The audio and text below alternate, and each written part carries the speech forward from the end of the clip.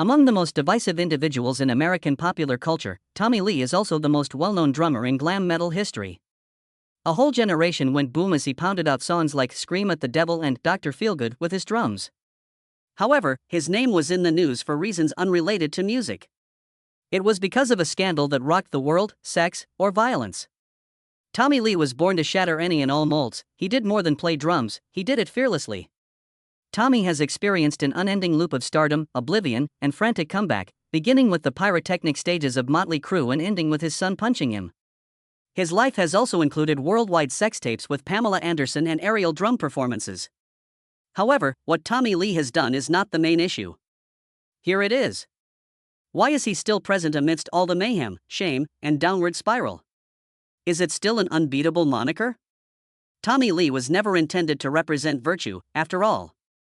An emblem of instinct and survival in a rule-obsessed world, he screams. Nothing else could ever compare to the authenticity and intensity of that life. Earlier years. Tommy Lee's full name is Thomas Lee Bass, and he was born on October 3, 1962, in Athens, Greece. Born to parents from different ethnic backgrounds, one of Hollywood's most defiant artists grew up in a world where the Cold War reverberated and the Mediterranean reflected a somber beauty. As a former Miss Greece, Tommy's mother Vasiliki Vula Papa Demetrio exemplified the glitzy persona that he would come to despise. The American soldier David Lee Thomas Bass was his father. He was stationed in Greece as part of the NATO forces. Tommy, a child who would grow up to endure, adapt, and rebel, was formed from the collision of ferocious beauty and strict discipline. Shortly after, the family uprooted and headed for the United States, eventually settling in the Los Angeles suburbs. Because his father was in the military, Tommy lived his childhood in a perpetual state of flux. He ate army food, followed regimented schedules, and would often spend his afternoons in the hair salon, watching his mother put on her cosmetics in the gentle yellow light. Tommy frequently retreated to his own rambling world due to his status as an only child. A room where the sound of drums, guitars, and made-up riffs crashing against the walls fills the air. A toy drum set was given to Tommy when he was 4 years old, with the intention of calming down an overly active child. However, that instrument actually opened the first door. Like other kids, little Tommy lived inside the drums. He wasn't just a drummer. At first, his hits were sloppy, unconventional, and instinctual. He was untaught. He picked it up by listening, seeing, and tapping his hands. The family had ultimately settled in Covina, California by the time he was 17 years old. Tommy was never truly shined in school. He was reticent to speak out, had trouble taking notes, and refused to join any teams. In his garage, though, he dominated his own world with an ancient drum set and some inexpensive amplifiers. Famous drummers captivated him. Thunderstorm rhythms played by John Bonham and Led Zeppelin, eye-popping stage presence by Kiss's Peter Criss, and lightning-fast technique by Alex Van Halen. Being a famous actor wasn't Tommy Lee's teenage ambition. Being an irreplaceable drummer was his lifelong ambition. When compared to his contemporaries, he showed little interest in college or football. Lack of sleep caused his eyes to become bloodshot, and he would show up to school with blemished hands from practicing drumming for local pub bands. At the time, the general public saw Tommy as hopeless. It was just he who thought he was keeping track of time for a greater purpose. Certainly, the final piece of the puzzle that would become the explosive phenomenon known as Motley Crue was certainly completed a few years later when he met Nikki Sixx. Career beginnings. Tommy Lee's career began in smoke-filled garages, with unpaid gigs and dreams that couldn't be contained in a tiny town. Tommy dove headfirst into the punk and metal that was sweeping the United States in the 1970s, a time when his long hair, lanky build, and rebellious eyes were on full display. He performed in glam rock bands in Los Angeles with a group named Sweet 19, where drugs and alcohol were more common than the music itself. Tommy Lee was noticed by Nikki Sixx at one of these wild performances. An extravagant bassist in search of a drummer to round out the band he had been fantasizing about. Not only was Tommy's presence intimidating, but so was his raw, aggressive drumming style. He was clearly at war with the beat. He tore it apart rather than merely playing in time. Musically and insanity, the two hit it off right away. Formed in 1981 by guitarist Mick Mars, a quiet but ferocious force, and dynamic frontman Vince Neil, who had gone to high school with Tommy, Motley Crue consisted of four eccentrics with contrasting personalities who were bound together by a common purpose: to rock Los Angeles to its foundations and conquer the globe. Too Fast for Love, their self-released first album from 1981, was like a slap in the face to conventional rock. With a wild and wacky visual style, it fused glam, punk, and heavy metal. This pandemonium was born out of thick makeup, leather pants, and a rebellious mentality, something rock had never seen before. At the tender age of 21, Tommy Lee became the center of attention. He was more than simply a drummer, he was the showstopper, what with his wild hair, long legs, cunning half-sincere smile, and bass drum propped up. His groundbreaking debut drum solo, which he performed on tour in 1987, astonished music fans and critics alike. Nobody ever thought a drummer could actually fly. Tommy Lee went from being a young man banging on a garage door to becoming one of the most renowned drummers of all time, but he did it in his own unique way. There was no music conservatory for him. He didn't delve far into theory. However, he was attuned to the energy of an audience and could conjure up a frenzy when performing. Hits on the radio weren't the foundation of Tommy Lee's early career. The foundation was laid with blood, sweat, and the silent cries of a man who knew he belonged nowhere else except in the heat of battle. The euphoria of youth, fame, and success. Motley Crue had evolved into something more substantial by the mid-1980s. They encapsulated the spirit of carefree hedonism during Reagan's presidency. In the midst of all that gore, leather, desire, and amphetamines, there was Tommy Lee, who was more than just a drummer. He was the beat, the untamed pulse of an age that didn't need approval to exist. As far back as 1983's Shout at the Devil, Crue was already a glam metal movement outlaw. They didn't truly establish themselves until 1985's Theater of Pain and 1987's Girls were released. To the ear-splitting cries of millions of adolescent followers, bad lads covered in mascara emerged from bars and nightclubs, screaming about love, praising narcotics, and worshipping strip clubs. No one dared to attempt the kind of show that everyone wanted to witness, but Tommy Lee, perched atop a giant rotating drum rig strapped in like a fighter pilot, became a living symbol of it. Tommy was a genuine performer, in contrast to many drummers who are placed in the background. He wasn't a coward, on the contrary, he was the master of his outfit. Tommy was able to craft brutally precise rhythms with his steel whip hands and his feet pounding the double bass as if he were trying to escape. Disorganized, yet exact. It was music that could only be understood by those who had experienced genuine loss. Tommy took his playing to a whole new level on 1989's Dr. Feelgood, an album recorded after the band was ordered into rehab. The album showcased his impeccable technique, astute compositions, and remarkable ability to control his volume and intensity. Kickstart My Heart and Dr. Feelgood were not just Billboard chart smashes, but they also became iconic MTV songs. The audience was transported into a realm where Tommy's drumming shattered logic every time he made an appearance on screen. Tommy's popularity was not due to his flawless performance, but rather to the raw honesty he displayed in his expression. Politeness was not his priority. His image was not carefully crafted. "This is me.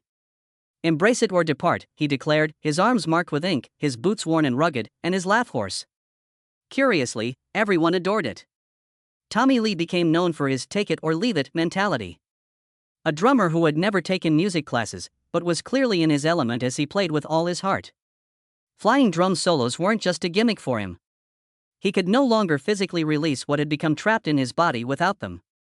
"I don't use my hands to play the drums," Tommy once stated in an interview while on tour in 1988. "I include all of my past hurts into my music." Perhaps that's why his solos made the audience feel as if their own hearts were being yanked, crushed, and forced to dance. Paralyzed with pain and elation. Between 1983 and 1990, Tommy Lee and Motley Crue partied like nobody was watching. Global tours were sold out, and albums sold in the millions. Kids started playing drums at a young age, playing with sticks, and even constructing elevated kits to pose in front of. Since Tommy's skills weren't honed in a classroom setting, no one could match them. It was born out of profound isolation. Upon whom the sole means of exorcism would be audible music. Tommy Lee brought the spotlight to the drums in a rock society where guitars and lead singers were the norm, so much so that no one ventured to dismiss them as mere accompaniment. Intimate affairs and tragedies. As the Motley Crue started to lose its once dominant hold on the charts in the early 1990s, Tommy Lee set out on a whole new path. Authentic, rather than filmed in a studio or during a tour. Responsibility, love, and a tempest of unpredictability awaited at every bend. There were no drum solos or stage lights. The band's meteoric rise to stardom coincided with Tommy's 1984 marriage to model Elaine Starchuk. The marriage was low-key and brief, terminating nearly immediately, and it was the first of a series of passionate but brief relationships. He wed actress Heather Locklear in 1986. A woman who contrasted sharply with his image and way of life. They were a highly publicized couple at the time. She was the undisputed beauty queen of television, and he was the untamed rock star of the stage. However, over 7 years, their contrasts in speed, morals, and substance usage subtly drove a wedge between them. Tommy became a cultural legend after a 2-year love affair that went off the rails. Pamela Anderson. They were married in Mexico only 4 days after meeting in late 1994. A bikini, a swimsuit, and an untamed proclamation to the world: no tuxedos, no flowers, and no guests. We are connected in a manner that no one else can fathom. Their initial, instinctual dive into each other started to soften once they felt more secure. A private sex tape was filmed on a yacht shortly after the wedding. After being sacked from their home in 1995, a disgruntled contractor took the tape. Its global reach was achieved in a few months. Not only were they the first internet-era celebrity couple to become embroiled in a worldwide sex scandal, but they were also the unwitting targets of an egregious invasion of privacy. Tommy lost it, and Pamela broke down. They retaliated by suing, yet the video still went viral. Their intimate relationship became an immutable product due to the millions of copies, eyeballs, and rumor that ensued. However, the recording was hardly the most damaging blow. Tommy attacked Pamela in 1998 while she was carrying their kid, during a dispute over Pamela's parents visiting. Pamela contacted law enforcement. Tommy was given a 6-month prison term, along with orders to participate in anger management classes and community work, and avoid being around his wife. Fear had spread to the next generation, not a lack of love, which led to the dissolution of the marriage. Shortly after, he divorced the woman who had been his child's primary caretaker. Tommy fell farther into despair in 2001 after yet another tragedy. A guest, who was 4 years old and unattended by an adult, drowned in the pool at their Malibu home while celebrating his son Brandon's birthday. Nobody knew what happened when the nanny left. A dog was being walked by the substitute. In a state of fear, Tommy dialed 911 while others rushed to the child's aid. It had already beyond the point of no return. He was not charged, but the victim's family nonetheless sued him, seeking $10 million. In an unusual interview, Tommy said, "As a father, I always feel guilty, even if the issue was resolved outside of court. I regret not noticing. I should have taken action." As a means of evading the increasing feeling that nobody trusted him after his release from prison, Tommy dove headfirst into superficial relationships, solo projects, drugs, and booze. Tommy had shed his image as the iconic drummer for Motley Crue. Everything started to fall apart in 2018, and it started within his own family. He had become a symbol of breakdown, scandal, and failure as a husband, father, and man. After his father Tommy made derogatory comments about Pamela on Facebook on Father's Day, Brandon, Tommy's son, barged in and hit him in the face. Unfortunately, Tommy passed out. After 10 years of drinking, Brandon claimed he was attempting to help his father recover by living with him, thus he justified his actions as a form of self-defense. Tommy was labeled a sick narcissist by Pamela, who spoke up. Once again, the clan did not remain silent as they broke apart. Nonetheless, in front of Instagram's massive user base, Tommy started looking for a new self in the years that came after. Social media influencer Brittany Ferlin, who was 24 years his junior, was someone he met. After dating for a while, they tied the knot in 2019. There will be no mayhem or alcohol at this wedding. Throughout his abstinence, Brittany was there for him, keeping track of his sleep hours and each bottle of vodka. With each sober morning meal. Today, that's all he promises, Tommy confessed once. Decent promises. Simply put, not intoxicated. Ensuring that no additional losses occur. Tommy Lee, whose one drum beat could once rattle entire stadiums, is now content to maintain a steady rhythm for himself. A man who has lost too much is learning to love again, how to be a father, and how not to run away from himself. There are no airborne drum solos, shouting, or disobedience. Tommy Lee, at 62 years old, continues to shine brightly on stage like a torch that hasn't gone out, even though many of his drummer contemporaries have faded into oblivion. His years of scandals and subsequent recoveries have left him with nothing to prove, yet he persists nevertheless. That decision alone communicates to him, at this point in his life, that he is still here and moving to the rhythm. Tommy had surgery on his hands in early 2024 to fix Dupuytren's contracture and carpal tunnel syndrome, two long-term issues that had a major influence on his drumming abilities. Even though his body had fought back against the years of physical assault on stage before, he made the conscious decision to heal this time. With the words "I've got my hands back, my life back and my tool to make a living," he captioned a snapshot of himself practicing with drumsticks again, which he shared on social media. Starting in Atlantic City, New Jersey, with a set list of 14 songs, he resumed touring with Motley Crue only a short time following surgery. Featuring the brand new song Dogs of War and a rendition of Fight for Your Right by the Beastie Boys. Reviewers found that Tommy's performance lacked the brash confidence of his younger years and instead had a steady, purposeful quality to it, as if each hit was now an intentional decision rather than a reaction. The fact that the band is planning to keep performing at a special residency in Sin City until the end of 2025 is proof of how popular this glam metal legend will always be. Offstage, Tommy Lee and his current wife Brittany Ferlin live in a $6 million estate in Calabasas, California. His previous relationships were frequently disastrous and explosive, but this one has been steady and peaceful.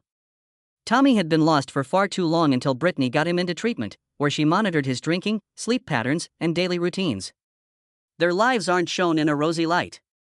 Tommy only takes a shower once every 7 days, but I couldn't care less, Brittany revealed on a podcast in late 2024. Even if the comment was twisted by tabloids for clicks, it made a rare truth public: he is neat and tidy, and I love him just the way he is. Tommy had never had such a subtle joy until he encountered this weirdo. Tommy went on Instagram in early 2025 to call out other celebrities for promoting music while the devastating wildfires raged through Los Angeles, rather than addressing the tragedy. As others are losing their houses, you continue to post about your new music videos, and it's disgusting. At this very moment, his remix is completely unimportant, he wrote.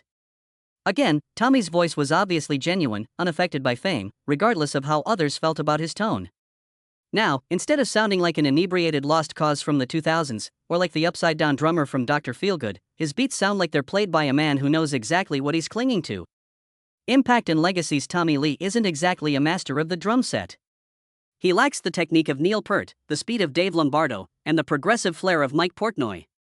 When thinking about the indisputable cultural significance of a metal wave drummer from the 1980s, one name immediately comes to mind: Tommy Lee. When it came to visual iconography, he was Motley Crue's equal. Sculpted and lanky, with tattoos all over his body, he pounded the drums as if he were attempting to transcend the confines of the platform. It was he who first elevated the drummer from the periphery to the spotlight. With wild antics such as a drum roller coaster that sent him soaring above the crowd or a hanging drum set that rotated in a full circle. It was more than just acting, it was a statement. I am the drummer, and you will stare at me.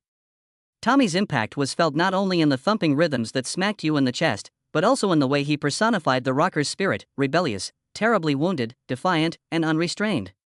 Along with Motley Crue, he shaped a complete chapter in American culture, glam metal, where rock was more than just music, it was theater, image, fashion, and scandal, and inspired a whole generation of drummers, including Joey Jordison and Brooks Wackerman, among many others. Records were only the beginning, they peddled an entire way of life. Tommy Lee was the archetypal bad boy in that universe. He was both adored and reviled, and nobody could ever hope to emulate him. Another part of his legacy is an obstinate will to keep going. From Las Vegas stages to YouTube screens, audiences everywhere are saying, "That guy, he's still as wild as ever." Tommy Lee has weathered scandals, jail time, deaths, wrath, and contempt, but he continues to stand, drum, laugh, and defy societal norms. Tommy Lee has his detractors. His way of life, love, and self-destruction is not universally accepted. However, his impact on rock music history is undeniable. Strangely valuable, in a society where facades are becoming more and more common, is Tommy's rawness, his crookedness, messiness, and instability. His flaws are obvious. He has never been. His professional and personal lives have been deeply marred by the innumerable blunders he has committed. But it's not the number of times he's fallen that makes him memorable. The most remarkable thing is that he always manages to recover, using the identical hands that destroyed everything, including himself, in the past. So, what are your thoughts on someone who went through a complete and utter collapse, just to rise again, drumming as if nothing had happened? Give your opinion on Tommy Lee. In a world where all else has fallen silent, the lone rebel remains. Like, subscribe, and keep an eye out for more adventures of icons who don't merely exist in the past, but in what they've managed to preserve for the present if you believe this tale deserves to be heard.